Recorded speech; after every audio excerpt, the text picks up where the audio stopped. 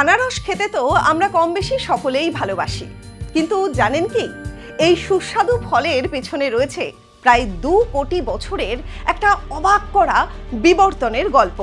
আর সেই গল্পের অন্যতম গুরুত্বপূর্ণ চরিত্র একটা পুচকে হামিংবার্ড।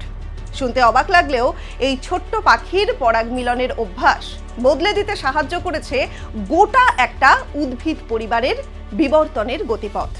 আর সেই গল্প নিয়েই আজকের বিস্ময়ের সময় পর্ব নম্বর 86।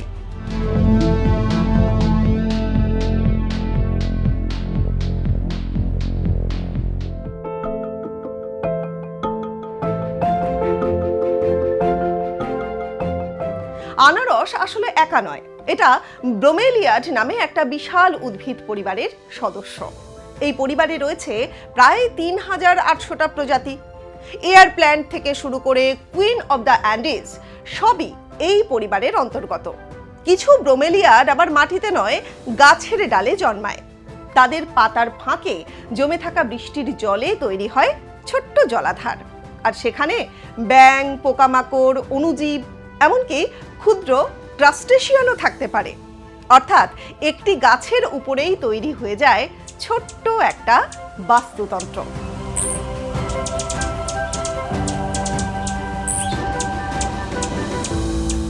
কিন্তু বিজ্ঞানীদের সবচেয়ে বেশি অবাক করেছে ব্রোমেলিয়াডদের বিবর্তনের গতি। বর্তমানে বেঁচে থাকা এই উদ্ভিদগুলির সাধারণ পূর্বপুরুষদের অস্তিত্ব ছিল প্রায় 2 কোটি বছর আগে। এরপর তুলনামূলক কম সময়ের মধ্যেই তৈরি হয়েছে হাজার হাজার আলাদা প্রজাতি। এবার প্রশ্ন হলো যে এত দ্রুত এই বৈচিত্র্য তৈরি হলো কিভাবে? আর সেই প্রশ্নের উত্তর খুঁজতে গিয়ে বিজ্ঞানীদের নজরে আসে হামিংবার্ড।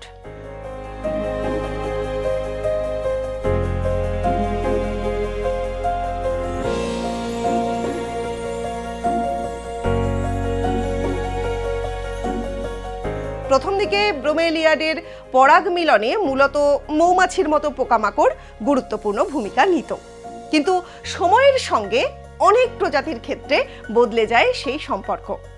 হামিংবার্ড হয়ে ওঠে গুরুত্বপূর্ণ পরাগ বাহক। কিছু ব্রোমেলিয়াড আবার বাদুর, প্রজাপতি বা মথের উপরও নির্ভর করতে শুরু করে। হামিংবার্ডের ভূমিকা কতটা গুরুত্বপূর্ণ তা জানতে গবেষকরা 400টিরও বেশি ব্রোমেলিয়াড প্রজাতির তথ্য পরীক্ষা করেন, আর এর পাশাপাশি খতিয়ে দেখেন প্রায় 2 কোটি বছরের বিবর্তনের ইতিহাস। আর সেখানেই সামনে আসে একটা চমকপ্রদ তথ্য। হামিংবার্ডের মাধ্যমে পরাগ মিলন হওয়া ব্রোমেলিয়াডগুলি অন্যদের তুলনায় প্রায় দ্বিগুণ হারে নতুন প্রজাতিতে ভাগ হয়েছে। কিন্তু এই পুচকে পাখি সেটা কি করে করলো?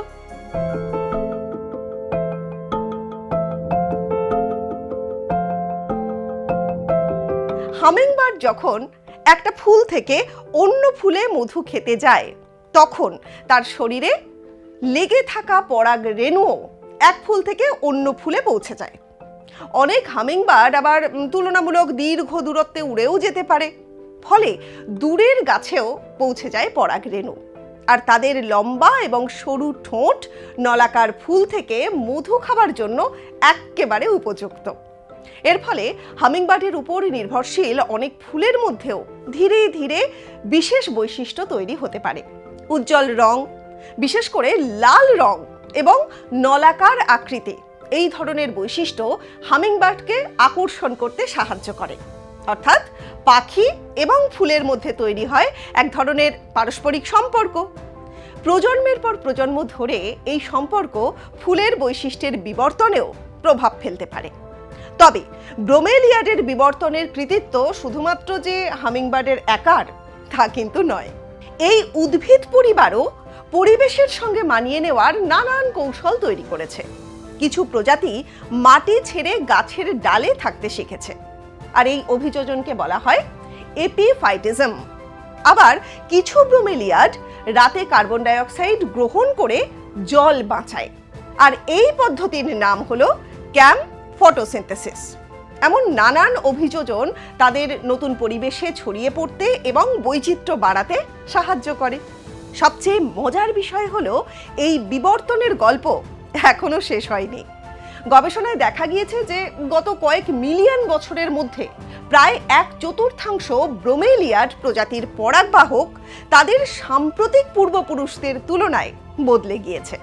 কোথাও মৌমাছির জায়গা নিয়েছে হামিংবার্ড, কোথাও আবার গুরুত্বপূর্ণ হয়ে উঠেছে বাদুড় কিংবা প্রজাপতি। অর্থাৎ প্রকৃতির এই পরীক্ষা এখনো চলছে। কিন্তু প্রায় 2 কোটি বছরের এই অসাধারণ সম্পর্ক এখন বিপদের মুখে। জলবায়ুর পরিবর্তন এবং বনাঞ্চল ধ্বংসের কারণে ব্রোমেলিয়াড এবং হামিংবার্ড দুপক্ষই এখন রয়েছে চাপে। গবেষণায় ব্রোমেলিয়াডের বহু প্রজাতি ভবিষ্যতে হারিয়ে যাওয়ার আশঙ্কার কথাও কিন্তু উঠে আসছে। বিপন্ন বহু হামিংবার্ডও। তাই পরের বার আনারস দেখলে শুধু একটা ফল হিসাবে দেখলে কিন্তু চলবে না।